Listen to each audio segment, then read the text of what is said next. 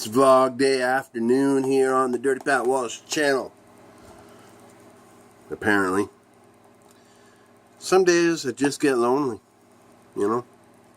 So I do these vlogs. Talk to you. All the good people out on YouTube. Ooh, yeah, the Stoker's baby. I always go on about Stoker's dip, man. I fucking love it. It's like, just fucking, it's like, just fucking hangs. You couldn't do this with snuff, you know? Or like Copenhagen snuff, you know what I mean? It's good. That fucking chromatic harmonica, man, you know, I've been dicking with those things for fucking, since I was a kid. They're hard instruments to play. They're really simple instruments to play. You know, they're very simply tuned. They're just like a series of, each 4 notes is like an octave, right?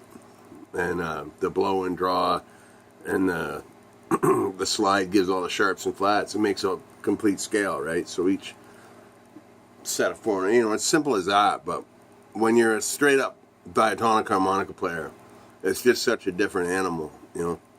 But that's cool. That's why I like it. I love it. You know, I'm not a very good player, but I love playing.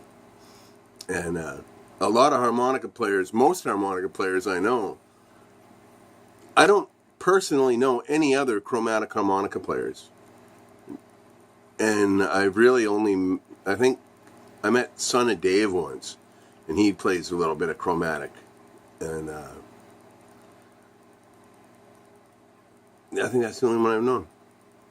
That was really cool. I don't know if you know Son of Dave. He's a brilliant solo harmonica player. He does like, fuses like hip-hop beats and beatbox sounds and the harmonica, and he plays all kinds of delay pedals and loop pedals, and it's very unique music. It's very, very unique. It's awesome. Really fucking big twist on modern blues. You know, that's the kind of blues music I really like. Like a guy, he's not trying to be fucking Little Walter or fucking whatever. He's taking it and making it his own thing. You know, that's what I try to do here. Keeping the punk rock blues alive and well, you know. You got to find your own voice, you know. I always say that. You got to find your own voice. Stick with that voice. Some people are going to like it. Some people are going to not like it. But it's better to be honest and play how you're going to play rather than spend your life trying to play like somebody else and just being a secondhand rip-off of that player. You know what I mean? So, yeah, big philosophical moments in the Dirty Pat Walsh world today.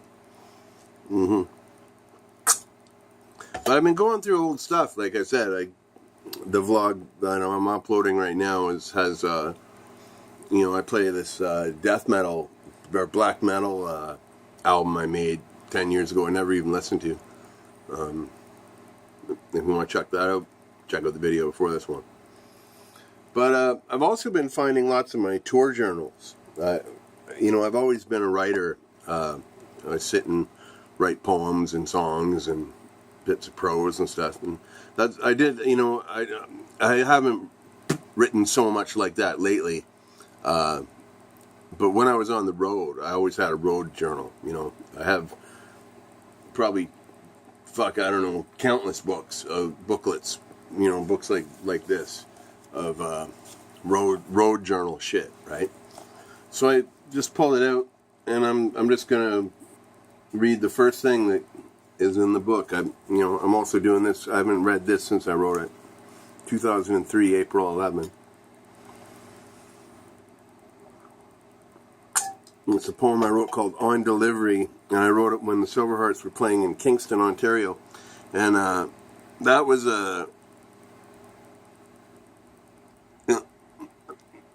must have been that gig. Dan Aykroyd joined us on stage, and I traded harmonica solos with Dan Aykroyd. Big feather in my fucking harmonica hat. But, yeah, we played that bar. And I don't even fucking remember the name of the bar. All I remember is the food was really good and they fed us really well. But anyhow, this is a poem I wrote probably while eating a burger at this restaurant. It's called On Delivery. On the curbside, fire escapes dangle with even steps. Bodies shake up against the sidewalk, vertical as taxis weave. Paint tags shimmer in blues and greens, sublime, untouchable, iridescent in the April sunshine. Mouths clatter, stories conclude. Cars park as steps are breathing. The show behind, the open advertisement, chuckling through the secrets in the reasons forbidden. I may not mention what never became, yet still sits upon my wishes, only to stay deep within all darkest refusal, all benign acceptance. So yeah, that's a book of, this is just a road journal I kept. I probably wrote that in the restaurant after. There's a line in it that makes me think maybe actually I probably didn't write it before the gig. I wrote it after the gig. Like it fucking matters. Doesn't matter. I'm just pulling out old shit, going through old stuff. But yeah, it's cool. It's neat. It's neat walking through your past. You know, I was just recently asked to do this 7 book, like pick your 7 favorite books that changed your life. I've talked about this in an earlier video where I mentioned the IWW Constitution and the Book of the Law and stuff. But the one I put down today for my final my final answer, you know, I left out all the obvious stuff that people who know me, they know I like Charles Bukowski. They know I like John Fonte. They know I like Allen Ginsberg. You know, I was trying to pick the more obscure stuff and stuff that really affected me. You know, and so for my final thing, I put, now I couldn't find a copy of the script anywhere online, and I don't know if I have a copy of it anymore. But it was a short play by a quite famous actor early in his career called. His name's Hrant Alianak. He's in a bunch of fucking big movies and shit. I can't remember. I don't watch stuff. I just know he's done a lot of big stuff. But this is a weird little short play he wrote. I'm not even exactly sure when. But all it is the set is just like a window, the wall of a house with a kitchen window. The play, I believe, is exactly 3 minutes and 11 seconds long. And I think there's like 53 or something in household items kind of thing. There's a list of items that have to be thrown out in a particular order. That's really the only stage direction. The actors are not to be seen. They're just a window, and these objects come out, flying out of the window in like 10-second intervals or something like that. I can't remember the exact time. I haven't seen the script in years. But the importance of that play was, A, the length of it. It was only 3 minutes long. No actors, no dialogue, no music, no nothing. Just like a window and shit being chucked out of it, right? And I ran this play. My friend Melanie McCall and I, we did this play together. And we ran it for 2 weeks at the Union Theatre. And we did quite well with it. But it sure pissed a lot of people off who were thinking they were coming out for an evening of entertainment at the theatre. And they got 3 minutes of my fucking weirdness. It's not even my weirdness, so it's just my interpretation of it. And Melanie's, mine and Melanie's. We coded, we were a team, we did everything together. But, yeah, very life-changing for my thoughts on theater and performance art, you know. It was just such a radical piece. And people were kind of, like, appalled by it.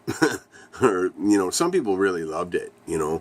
I think one person came every single night we did it, but most people were like, what the fuck, what the hell, you know. So whatever. I'm glad I did it. It was one of my finer moments in theater. I'm all about the weird and absurd and the surreal, Dadaist, fucking whatever. Alfred Jerry, Samuel Beckett, fucking Nick Cave. I directed a series of Nick Cave plays once. He's written a number of short one-act plays. So, and a lot of them are about speed car races. So myself and a bunch of my friends, mostly the guys I played in this punk band called Joe Buck with, we put on like all the plays that had to do with speed, like car races and speedways and shit. We called the show American Speedway Fever Trash, which was the name of one of the plays. And that was pretty fucking cool. You know, Nick Cave, one-act plays, weird as fuck. We did that in the Gordon Best Theater, which is a much bigger venue. But anyway, there's no real conclusion to that story other than I'm just telling you something I did. So that's all good and well. Like I always say, I hope you're all having a fucking awesome day. And, you know, being you, staying free, being well, you know.